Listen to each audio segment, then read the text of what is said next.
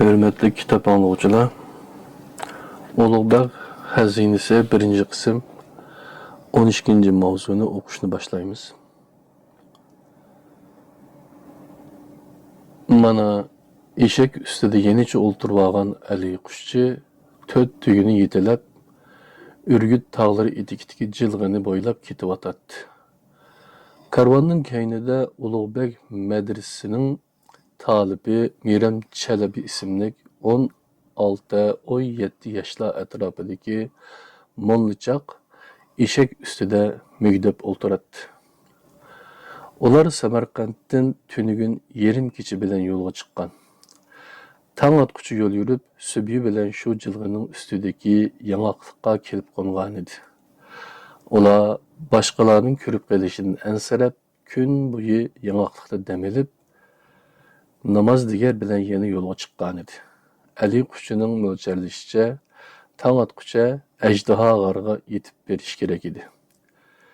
4 tugining har biriga 4 dan 16 sanduq ortilgan bo'lib, ustiga quruq o'tchib bisilgan. Ko'rgan odam ularni padichgan deb tushunishi mumkin edi. Ustiga qaryun chakman, boshlariga padichilarning chambaraksimon kigiz qalpoqlarini cho'mkib kiyib olgan Ali qushchi bilan Miram Chalabining o'zlarimi padichiga o'xshaydi. Zarafshan ustida bir haftadan buyon tinmay chiqqan sovuq shamol to'xtagan. Tinch, jimjit esilib turgan bir haftalik hilal ay tutuq ko'rinadi. Uning g'uvo shu'lasida suyi qurib ketgan keng soy. Soyning ikki yanidagi yong'oqliq va uduldagi ajoyib g'orlar bo'lakchilar haybatli ko'rinadi. Hamda ajoyib sirliq, vahimalik tuyuladi. Ali qushchining yo'g'on hangi ishki tashlarga müdürülüp soqilib bo'lsimi, tinmay tizmangadi. Bu hangi eshak ve yük artılgan tügülerini kalender bilen Tömür Samarqandi usta tepip kelgan edi. Buvayning önkürdeki uçuruşunun indini keçisi. Kalender Ali qushchining qishig'a yeni keldi. Kelgandimi qo'rqinchli gaplarni elib keldi. Ya'ni o Cuma masjidda poytaxtning ulamo oqsoqollari yig'ilib, Mirza Ulug'bekni dahri deb ayiblaganligi, uning hamma ishlarini shariatga xilof deb qarab, u barpo qilgan rasadxona, kutubxonalarni buzib chiqish to'g'risida fatvo chiqarganligini aytdi. Poytaxtda g'avg'o boshlanganligi demismi ayon edi. Shunga fursatni qo'ldan bermaslik kerak edi. Qalender ertesi kechida 10-15 sanduq bilan 3-4 tugi tepib kelishga va'da berib xo'shchib chiqib ketdi. Lekin sanduqlarni rasadxonaga elib kirish xatarlik. Lahmiga bo'lsa sig'maydi. Birdan bir chora kitoblarni tag'arga qachalab, tar lahmidan elib chiqish edi. O'zi yolg'iz bu ishning huddisidan chiqolmaydiganligini pamlagan Ali qushchi bu sirni Miram Chalabiga oshkor etdi. Shuning bilan ular birlikda kitob tanlashga kirishdi. Biroq qaysili kitobni qo'lga olsin, uni qoldirishga ko'zi qiymaydi. Ularning nazarida har bir kitob, har bir qo'l yozma bebaho guhar edi.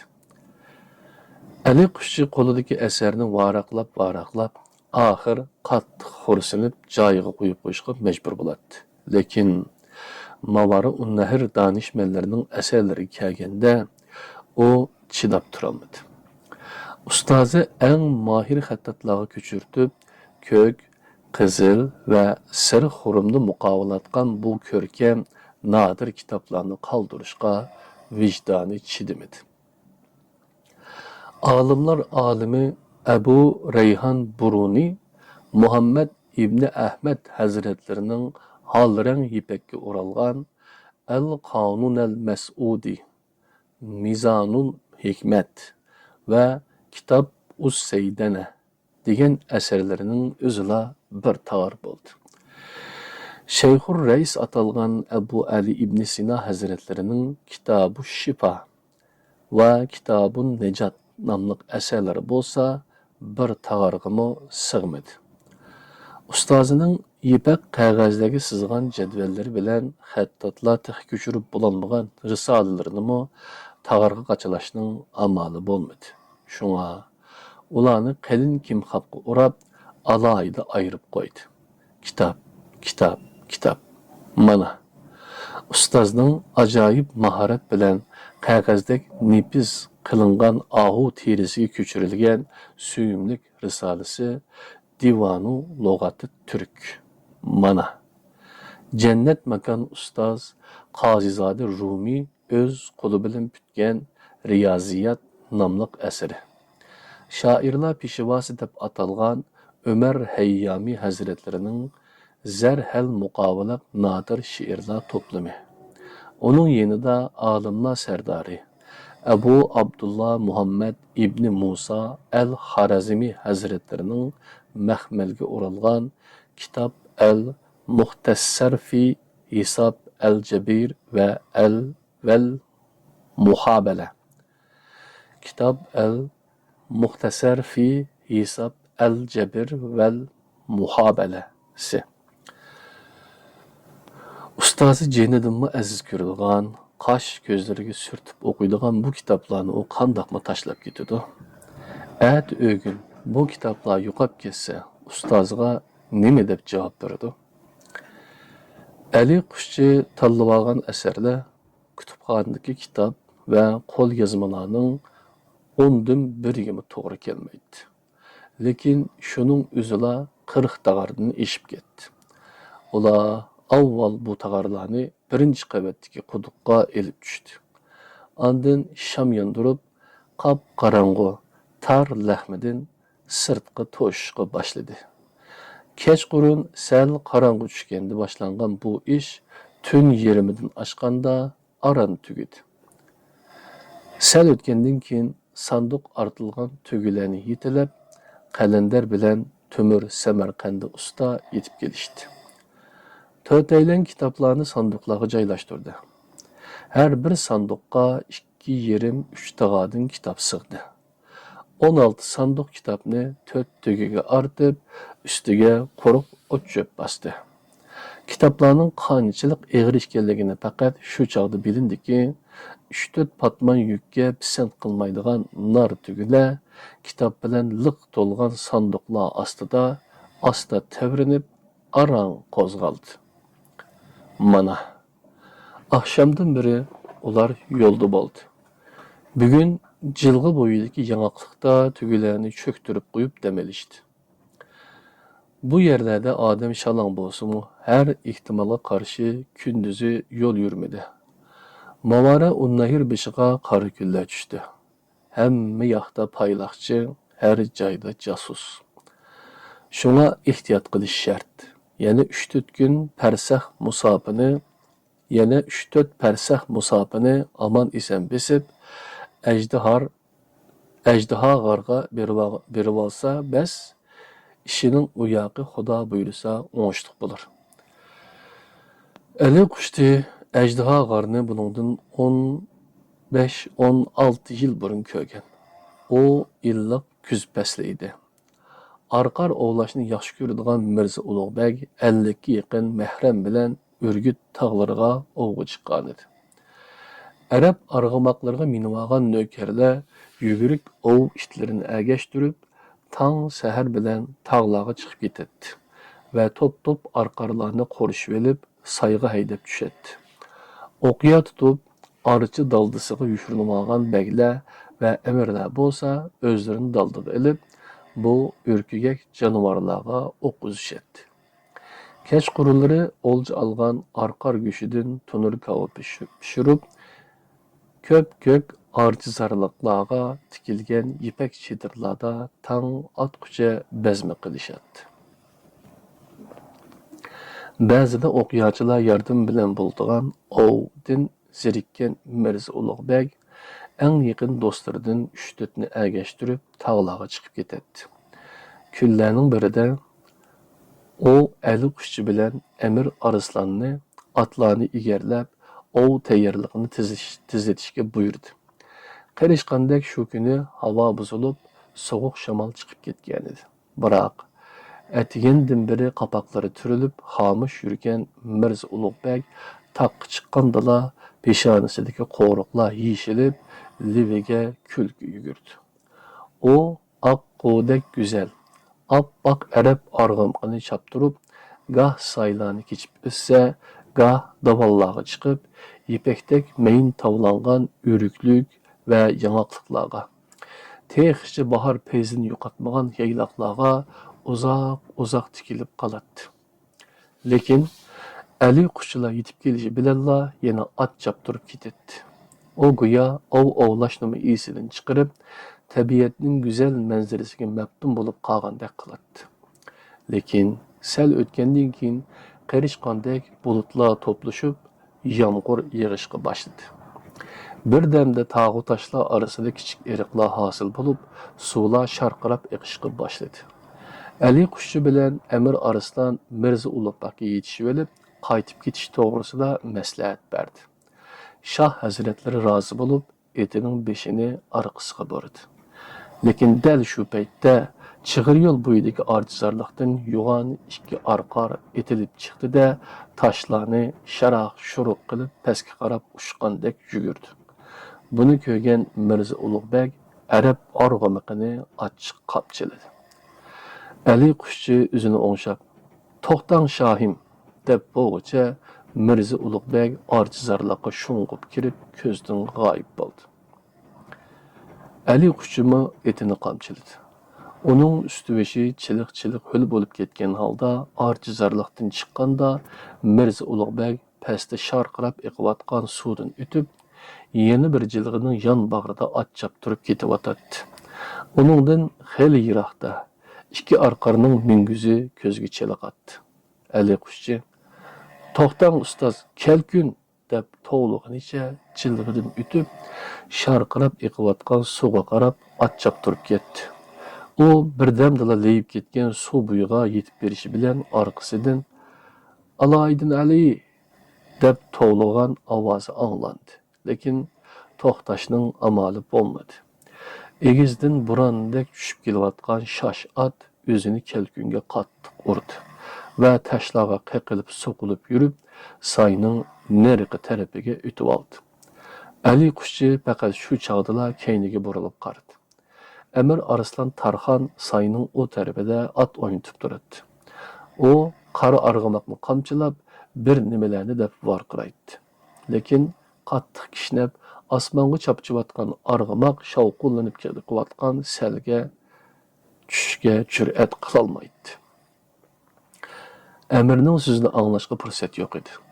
Ali qushchi arqarlar dastlab yo'l qilib olgan ko'chatlikni bo'ylab ot choptirib ketdi. Yomg'ir bag'an sari kuchaymoqda edi. Egiz cho'qqilardan sharqirab eqib tushayotgan jilg'ilardagi suvlar barg'an sari ko'payib, hamma yoqni sal besib ketyotdi. Ba'zida guldirlab, tog' cho'qqilari o'ltirishib ketayotgandek tuyuladi. Ba'zida chaqmoq chiqib, hamma yoq birdan yo'q bo'lib, yana qorong'ulashib ketadi. Arqarlar tik qarliq cho'qqilarga qarab yo'l olgan edi. Ular o'tgan joylarda so'nib ketgan shox-shumbular, qiysib yetib qolgan yosh archa va irg'aylar ko'rinib turadi. Lekin charchab ketgan arg'amoq cho'qqiga qarab chapolmay oqsab qolgan edi. Ana, oldida har biri gumbazda keladigan cho'ng qiyolar va g'udur-budur xarsang toshlar ko'rindi.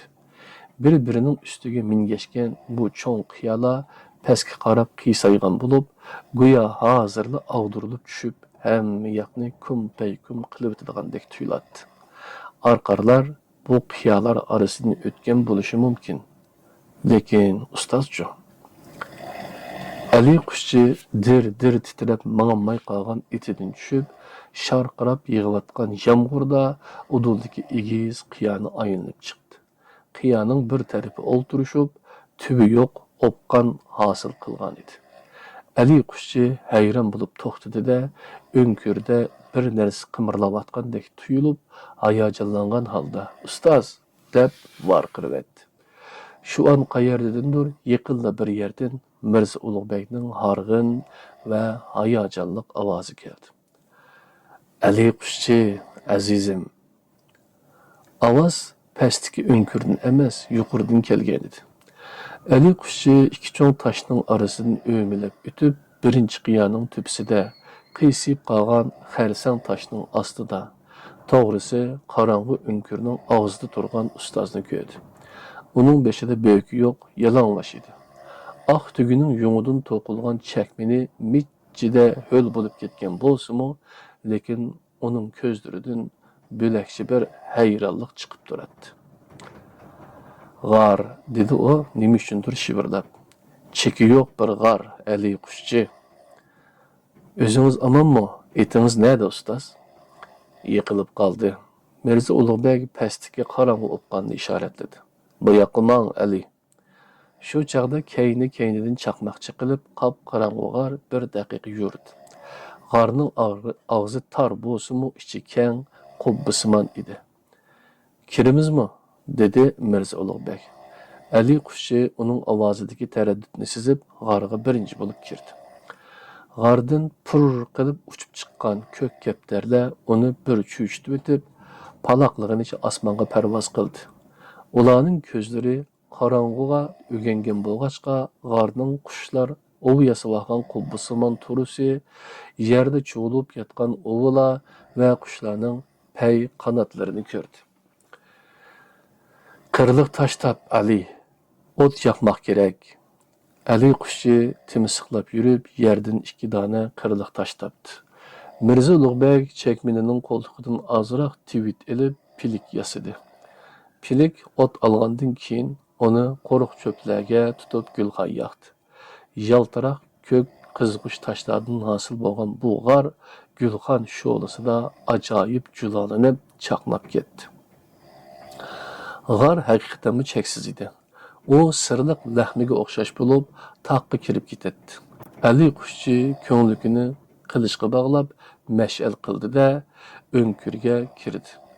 Yılan izidek egri toqay, qorong'u ham tor bu lahmini bo'ylab 15-20 qadamcha mang'andan keyin yo'lda yana bir o'nkir paydo bo'lib, pastda boshqa bir g'ar ko'rindi. Ali qushchi sal ikkilinib, balvig'ini yeyishib, bir uchini Hazreti Alilarga tutqizdi-da, yana bir uchini o'zi tutib o'nkirga tushdi. G'ar ancha cho'nqir emas edi. Ali qushchi ko'krigigacha tushganda puti yerga tegdi. Bu g'ar boyiqi g'ardimi keng va egiz bo'lib, tomlari jonon chindek siliq, oq marmar bilan qoplangan edi. Lekin eng qiziqarligi shuki, bu g'arning oyog'ida bir to'nglik bor edi. Yana biroz mang'andan keyin 3-chi g'ar ko'rindi. Ali qushchi uningga kirmoqchi bo'lganda, Mirza Ulug'bek unimidi. Ular boshqa kelmoqchi bo'lib orqasiga qaytishdi. Lekin shu kechasi Samarqanddan shum xabar kelib qolg'achqa, ular ovdan voz kechib, poytaxtga qaytishga majbur bo'ldi. Bu voqea sodir bo'lganiga 15 yildan oshdi. Lekin tog' orasidagi bu sirliq o'nkir uning esidan chiqmagan edi. Temir Samarqandi ustining g'arsimon ko'lbisiga kirishi bilanla ajdaho g'ar esiga kelishimi shu sababdan edi. Shak yo'qki, bu esil xazina Samarqandining o'zida yushurilsimi bo'ladi. Lekin ehtiyot qilish kerak edi. Bütün dünya danışmanlarının aql parasti mujassamlangan bu kam uchraydigan asarlar yomon ko'zdan yiroqroq turg'ini afzal. Ah, nadon bid'atchilar qo'lida bundoq xazinalardan qanchasi vayron bo'lgan. Rum, Qohira, Beyping va Bag'dod xazinalarida yig'ilgan ni aql durdonlari o'tda ko'ydirilgan. Bu xazinani yushirish uchun ajdaho g'ardan yaxshi joy topilmaydi. Bu notinish kunlar o'tib ketgandan keyin, agar Haq taolo inoyat qilib, taxtda Mirza Ulug'bek o'zi qolsa, to'y ustiga to'y bo'ladi. Aksicha, taxtni shahzoda Muqim egallab, ish boshqacha bo'lsa, yaxshi kunlar kelguncha bu kitoblar onasining qo'risqida yotgan boladek xotirjam yetiverdi. İş qilib, Ali qushchi adishib qolmasin. Yo'q, Ali qushchi ömrida bir ko'rgan joydan adishib qolgani yo'q. Mana Aşu kuzda Mirza Ulug'bek bilan ovga chiqqanda chedir tikib, bir hafta turgan yaylaq. Etrofi egiz qarliq cho'qqilar bilan o'ralgan keng yaylaq bir xil ilohiy jimjitlikqa cho'mgan bo'lib, faqat cheketgilarlar chirildaydi va yulduzlar aks etgan tog' suyining asta shirildashlari anglanadi. Durus dal ashu yaylaq. Ana Avu qirining yon bag'riga qator ipak chidirlar tikilgan. Pastga, soy etikiga sig'inliq oq baytallar bog'langan edi. Ali qushchi ayni chog'da ipak chidirlar tikilgan qirining yon bag'ridan o'tib ketib etib, nima uchundir yuragi jig' qilib, ko'ngli bir qism bo'lib ketdi. Ashu chog'larda u biliki kuchga, yuragi o'tqa to'lgan, ilim va hayotlik ishqida yongan baxtlik yosh edi.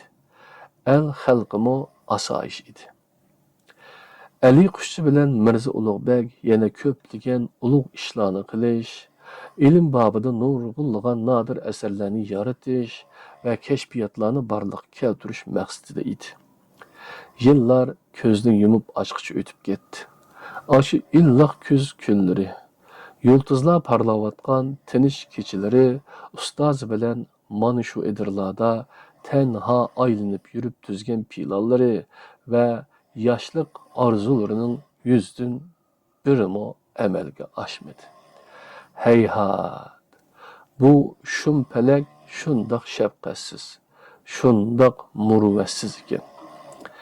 Ali qushchining esiga yana Salohiddin zargar kelib, qalbini alam tumanlari qoplab oldi.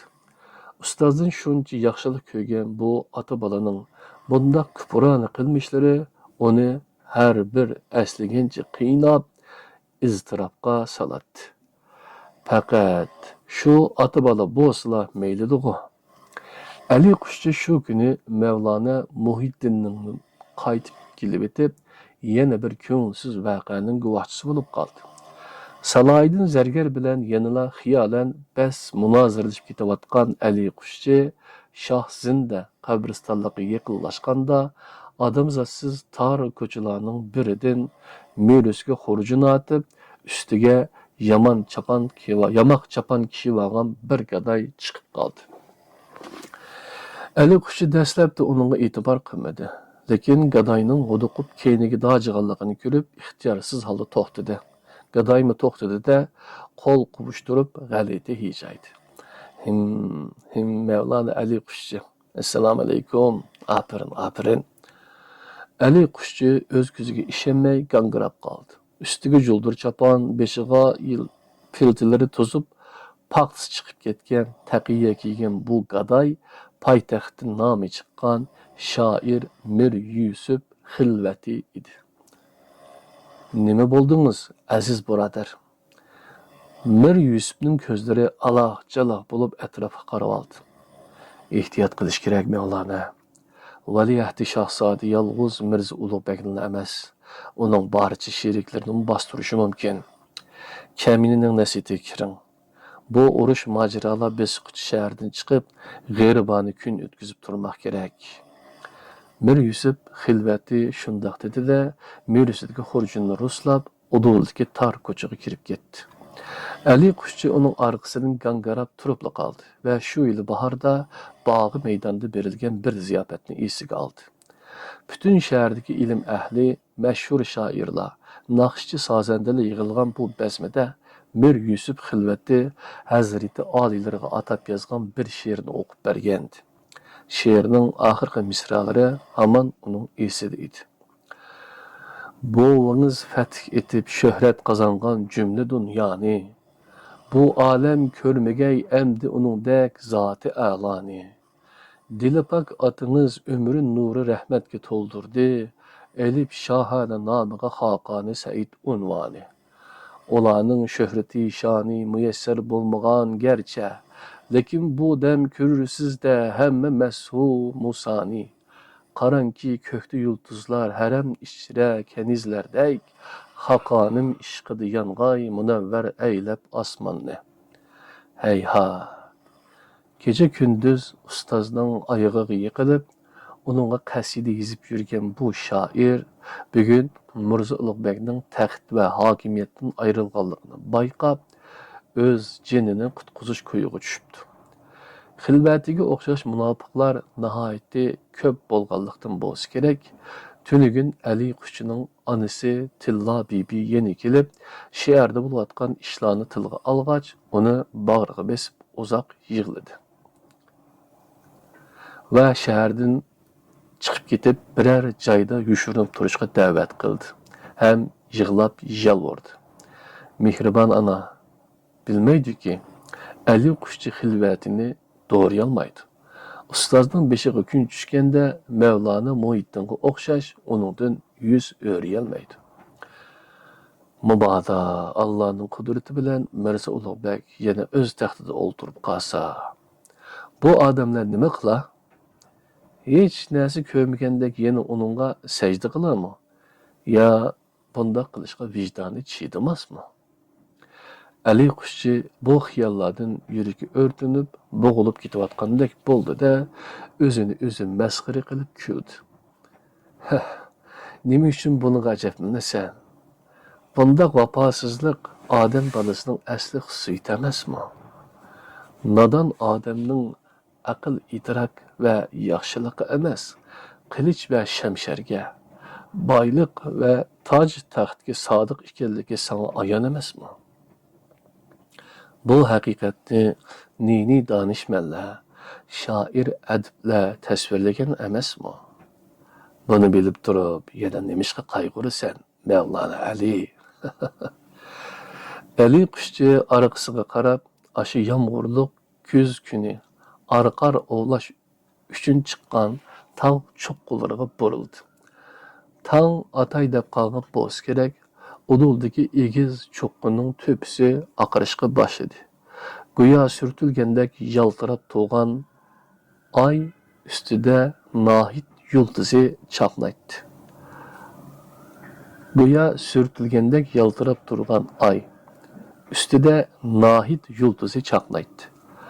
Ay xiralashgan siri nohid yulduzi texmi valildab ketyotadi. Qirlar egizlagan siri tugularning menishi ostilab, uflari ko'payib ketyotadi.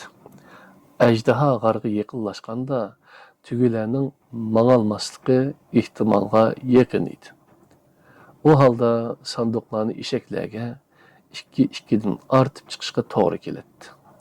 Mana ayni vaqtda yomg'ir yig'ib ketganlikdan qaytishga va'dalashgan joy. Ana arqar chiqib chiqqan, qochgan archizar. Acaba shu chog'dagi xushbo'y ko'p-ko'k archilarning birasimi yiqilmagan, birasimi qurimagan. Go'yo 15 yil emas, 15 kunmi o'tmagandek. Shu chog'larda qandoq bo'lsa, hozirmi shu patish turibdi. Mana saymi ko'rindi. Ayni vaqtda Amir Arslan Tarxon ot silib o'tanmagan, do'lqinlanib, shavqinlanib oqqan suv azlab ketgan edi. Ali Qushchining farzi to'g'ri chiqdi. Saydan o'tib, tik chiqig'i ko'tarilgan tugilar huf qilib mangolmay qoldi. Ali Qushchi to'xtab eshakdan tushdi. Atrof jimjit edi. Ne bir odam, ne bir hayvondan darak yo'q edi. Faqat archi va irg'aylar orasida allaqanday qushlarning sayrishi ishtatdi. Sap havo archa, qizil ziriq, shivoq va yana allaqanday tog' giyolarining yaqinliq qushpuroqlarga to'lgan edi. Ali Qushchi Miram Chalabiga qaradi. Ajdaha g'arga keldik. Balam, eshakdan tushib tugularni cho'ktir. Ajdaha g'ar degan so'zni anglagan Miram Chalabining ko'zlari aloq-jaloq bo'lib atrofga qaradi. Ali Qushchi tugularni cho'ktirib bog'ladi. Tayyorlab qo'ygan piliklarni elib, top-top o'sgan irg'ay, archa va qizil ziriqlarning arası bilan tüpüdeki qat xərisəng taşlağa qarab mağdı. Mirəm Çələbinin gözləri yenələ alaq-calaq bulub, onun keynidən iz əgişib mağdı. Mana, ayni vaqtda dəhşətlik yağmurda onunğa heybətli görünген çoğun qiya taşlar. İnsan ömrü qanchaki qisqa bo'lsa, tabiatning ömrü shunchaki uzun bo'ladi ekan. Her biri günbezdek kiladigan qiyalar buningdan 15 yil burun qandaq bo'lsa, hozirmi shundoq turibdi. Mana, ovda Mirza Ulug'bekning Arab arg'imiqi yiqilib tushgan o'nkir. Önkürning to'pisidagi qiya taşlar arasida ajdaho g'ar. Nima uchundir Ali qushchining yuragi silib, qiyaga yamashdi. Ana, qiyaning ustida qiysib turgan heliqi qo'rqinchli xarsang tash. Taşning ostida qorong'u o'nkir. Ali qushchi qiyaning ustiga chiqishi bilanla o'nkirdan yana oshu chog'dek bir top ko'k kaptar paloqlab uchib chiqdi. Buningdan cho'chigan Mirəm Çələbi o'nkirning bir chetiga berib oldi.